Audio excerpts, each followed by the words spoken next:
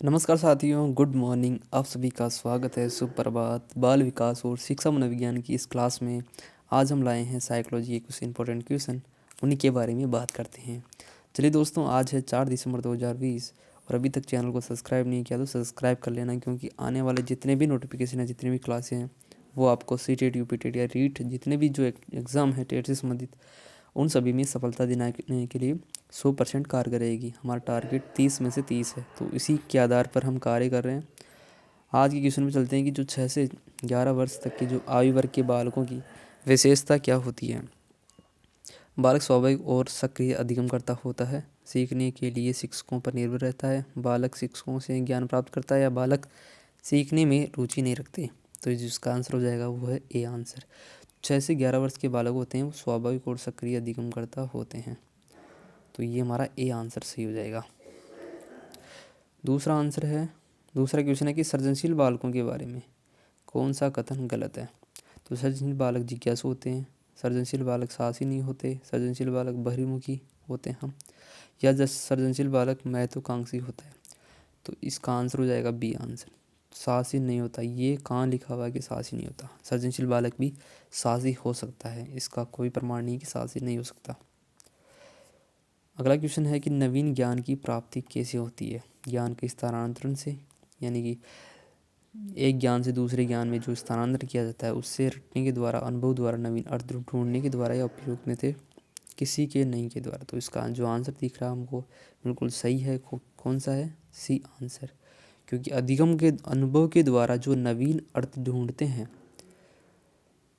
तो नवीन अर्थ अगर मान लो किसी चीज़ का ढूंढते हैं तो उससे नवीन ज्ञान की हमें प्राप्ति होती है। अगला क्वेश्चन है कि जो नवीन ज्ञान की प्राप्ति ने देख लिया। बच्चे का सामाजिक विकास वास्तव में प्रारंभ होता है विद्यालय की पूर्व अवस्था से, शेष अवस्था से, पूर्व बाल्यावस्था से, उत्तर बाल्यावस्था से। तो जिसका आंसर हो जाएगा वो है पूर्व बाल्यावस्था से सामाजिक विकास प्रारंभ हो जाता है, क्योंकि बच्चा समवयस्क समूह के साथ में घूमने फिरने लग जाता है। टोली की अवस्था भी किसको कहते हैं? खेल की अवस्था, टोली की अवस्था, पूर्व बाल्यावस्था के अंदर बच्चा सक्रिय हो जाता है।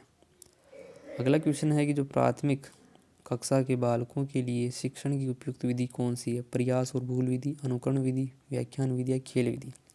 जो प्राथमिक जो कक्षाएं हैं उनके लिए सबसे बेस्ट विधि है खेल विधि, क्योंकि प्ले मेथड के द्वारा हम इसको सिखा सकते हैं। प्ले मेथड किसने दिया था?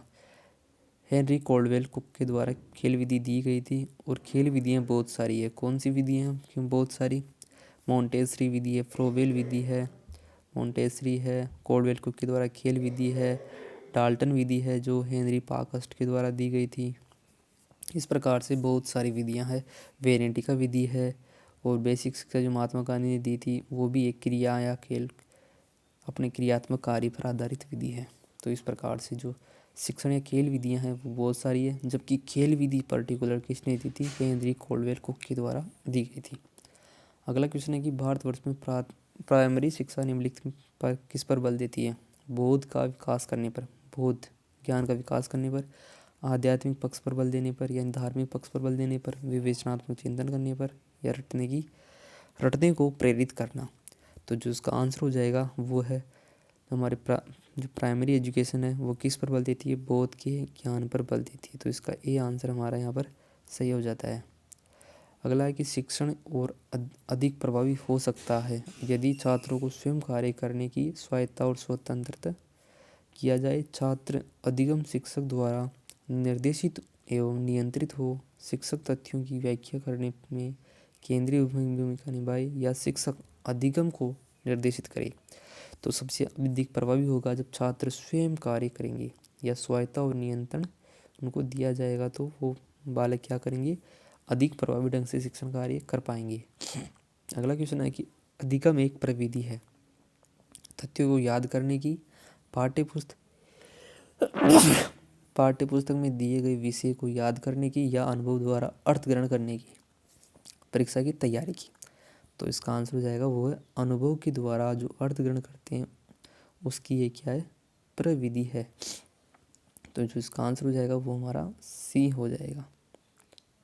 अगला क्वेश्चन है जो प्रतिभाशाली बालकों की बुद्धि लब्धि होती है। जो टर्मन ने जो सिद्धांत दिया था, थॉर्नडाइक ने भी बताया था बुद्धि लब्धि के आधार पर, जो मंदबुद्धि बालकों के लिए थॉर्नडाइक ने बताया था। तो जो प्रतिभाशाली बालक होते हैं उनकी बुद्धि लब्धि 140 से अधिक होती है। अगली वीडियो में बताएंगे कि कौन कौन किस प्रकार से वर्गीकरण किया गया है। वर्बली बता देता हूँ कि जो 90 से 110 है वो सामान्य बालक है, 110 से 120 है वो सुपीरियर बालक है, और 120 से 140 के अंदर जो इंटेलिजेंट बालक होते हैं, और 140 से अधिक प्रतिभाशाली बालक होते हैं। और जो 80 से 90 होते हैं वो पायलट कैटेगरी के बालक होते हैं। शुरू से 0 से 25, 25 से 35, 35 से 50, 50 से 70, 70 से 80, 80 से 90, और 90 से 110, 110 से 120, और 120 से 130। 120 से 130 जो प्रतिभाशाली बालकों की, जो सृजनशील बालक होते हैं उनकी बुद्धि लब्धि बताई गई है 120 से 130। तो हमारी क्वेश्चन कंप्लीट हो जाते हैं।